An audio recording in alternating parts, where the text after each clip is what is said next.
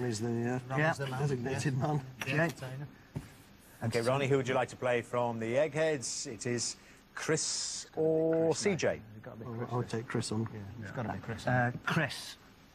It's got to be, hasn't it, really, Chris? That's the third show in succession of that entertainment, yeah. But I think you won the last two. Don't discourage the lad. Let's have Ronnie and Chris into the question room, please. OK, Ronnie, is this a bit of a dilemma for you? Do you want to go first or second? I'll carry on with going first, please, Dermot. OK, let's see if you can knock Chris out. Here's your question. Which group won the Eurovision Song Contest for the UK in 1981 with Making Your Mind Up? Tight Fit, Bucks Fizz or Dollar? Which group won the Eurovision Song Contest for the UK in 1981 with Making Your Mind Up? It's about my musical era. It's Bucks Fizz. Bucks Fizz, Making Your Mind Up, that's correct. Chris, who played Scarlett O'Hara in the 1939 film Gone with the Wind? Vivien Leigh, Elizabeth Taylor or Audrey Hepburn? Who played Scarlett O'Hara in the 1939 film Gone with the Wind? Well, in 1939, Elizabeth Taylor and Audrey Hepburn would both have been far too young. It was Vivien Leigh. Scarlett O'Hara was played by Vivien Leigh. That's the right answer, Chris. OK, back to you, Ronnie. Who played the title role in The Phantom of the Opera when it first opened in the West End in 1986? Is it Michael Greco, Michael Praed or Michael Crawford? Michael Greco was in EastEnders, so I doubt it was him. Michael Praed, I think he was in Dynasty or something. Michael Crawford, I suspect. Michael Crawford. OK, sorting out your Michaels. Sorting them out well, it's the right answer. Michael Crawford played The Phantom when it opened in '86. OK, Chris, in which children's TV show was Windy Miller a prominent character? Camberwick Green, Postman Pat or Hector's House? Well, it's not Hector's House, which the more you watch, the more weird it gets. It's not Postman Pat, because that's up in Greendale, so he's the Miller in Camberwick Green. You know, the really weird thing about all this, Chris, is you watch all this stuff. Ah, yes. Well, it's doing shift work all my life that does it. You know, you're watching television at odd times of the day. And there we are. Windy Miller, yes, he's in Camberwick Green. It's the right answer. So, Ronnie, your third question. Who provides the voice of Prince Charming in the Shrek series of films? Alan Rickman, Richard E. Grant or Rupert Everett? I've only seen the first one. I don't think he appears in that. Alan Rickman. Prince Charming in the Shrek series of films. I'll have a guess at Rupert Everett. OK. It's a bit of a handicap, only having seen the first one. You're right, he's in the next two. And if you had seen them, I don't think you would have forgotten. But it doesn't matter, you guessed it. Rupert Everett is correct. Prince Charming in Shrek. OK, well, got to get this then, Chris. She keeps Moet and Chandon in her pretty cabinet. Let them eat cake, she says, just like Marie Antoinette. Are the opening lines to which Queen song? Bohemian Rhapsody, Killer Queen or Seven Seas of Rye? She keeps Moet and Chandon in her pretty cabinet. Let them eat cake, she says, just like Marie Antoinette. Are the opening lines to which Queen song? Well, it's not Bohemian Rhapsody, and it's not Seven Seas of Rye. It's Killer Queen. Sound like you quite enjoy the song. Yeah, I'm not a fan of sort of glam rock, but I do like some of Queen's stuff, yeah. So it's Killer Queen. Killer Queen it is. That's the right answer. So we go to sudden death again. Well, it's really changed it around. The Blue Vibe members deciding to go first. I just don't know what it is, but you're into sudden death, as I say. Ronnie, can you tell me this? In 2005, I Bet You Look Good on the Dance Floor was the first UK #1 single for which band?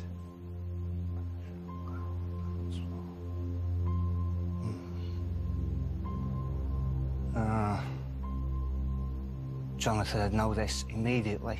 Unfortunately, I don't.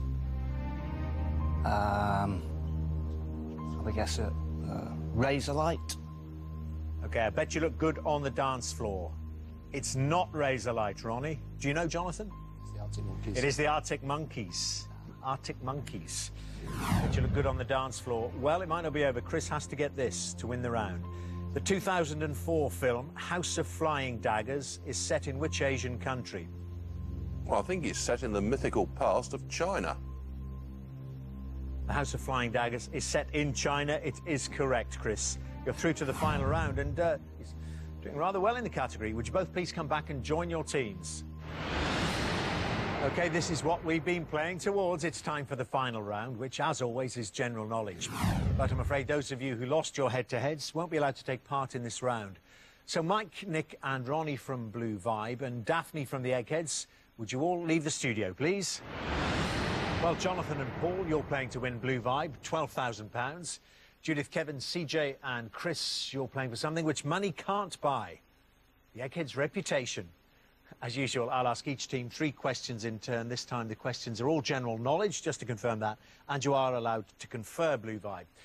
Blue Vibe, the question is, are your 2 brains better than the Egghead's 4 brains? And Jonathan and Paul, would you like to go first or second? I think we should go first. I agree. Yeah. It was lucky last time, wasn't it? So we'll go first. OK. So you've decided to kick off. Here's your first question then. It's general knowledge. In traditional Indian cuisine, what shape is a samosa? Square, triangular or round? In traditional Indian cuisine, what shape is a samosa? We have eaten enough. It's triangular. Yes, that's the right answer. Triangular is correct. Eggheads, according to the proverb of what is discretion the better part? Love, valour or modesty? According to the proverb of what is discretion the better part? Discretion is the best part of something I know nothing about. Valour. Valour is correct, Eggheads. OK, second question for both of you. Blue Vibes first. What type of bridge is the Golden Gate Bridge in San Francisco? Cantilever, cable stay or suspension? What type of bridge is the Golden Gate Bridge in San Francisco? Well, the first thing that came to mind was suspension. Suspension. I was there last year. I didn't listen. You ought to know. We're going to go with suspension. Did I hear you saying you crossed it last year, John? I didn't cross it, but I was there. All right, you saw it. And the Golden Gate is a suspension bridge. It's the right answer. OK, your question then, Eggheads. The annual Aldeburgh Music Festival, founded by Benjamin Britten in 1948, is held in which English county? Suffolk, Kent or Devon? The annual Aldeburgh Music Festival, founded by Benjamin Britten in 1948, is held in which English county? That is Suffolk, Duct. Aldeburgh Music Festival is held in Suffolk. It's the right answer. Eggheads, 2 each. Well, Blue Vibe, if you get this, who knows what might happen? You could be going home with £12,000. Who wrote the play The Jew of Malta? Samuel Johnson, William Shakespeare or Christopher Marlowe? Who wrote the play The Jew of Malta? I think we can rule out Shakespeare. I think we can. It's a shame Mike's not with us, he'd know that. Other than that, I haven't got a clue. So it's going to have to be a guess from me. So it's... The Jew of Malta, I suppose, is more of a detective novel, do you think? I have no idea. Go with your first instinct. I would think probably a detective novel, so we'll go with Christopher Marlowe. Marlowe, who wrote the play The Jew of Malta. It is Marlowe. Ruled out Shakespeare, guessed between the other 2 and came up with the right answer. Well done. OK, Eggheads, you've got to get this. The 18th of February 2007 marked the beginning of which year in the Chinese calendar? The pig, the dog or the rat? The 18th of February 2007 marked the beginning of which year in the Chinese calendar? I'm pretty sure it's dog this year. Okay. Well, do we have anything else? I'm reasonably sure it's dog. The 18th of February 2007 marked the beginning of which year in the Chinese calendar? This appears to be down to me. I think it's dog. OK, the year of the dog.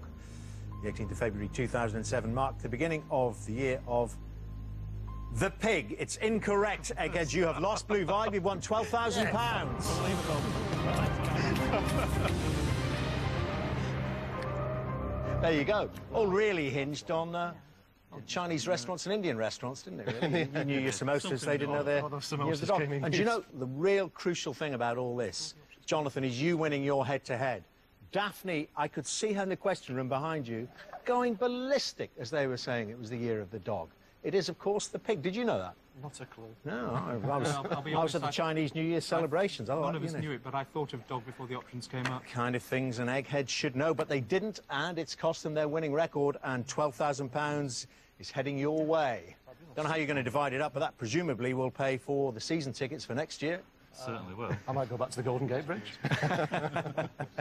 Is that the plans? Well, you work out what you want to do with it, but our congratulations to you. They're hard to beat, but you've shown it can be done. You are officially cleverer than the Eggheads. Well, join us next time on Eggheads to see if the new team of challengers will be just as successful. Until then, from all of us here, goodbye.